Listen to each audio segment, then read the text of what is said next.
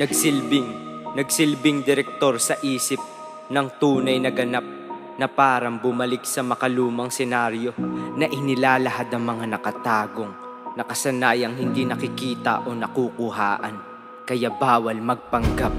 Sobrang dami nating kasanayang ayaw baguhin, katulad na lang ng kesa trabahuhin mas piniling ibabad ang isip sa kakaisip sa mga bagay na hindi naman na mangyayari.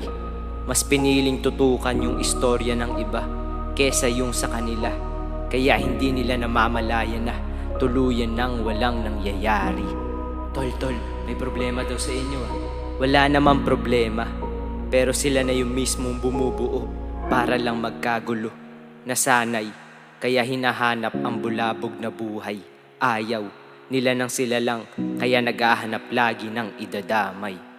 Sila ay sobrang taas ng tingin sa sarili, kahit panay higa. Paano sa bigay ay nawili, kaya dito na lang nanatiling umaasa. Wala nang ang ambag, humihingi pa ng dagdag.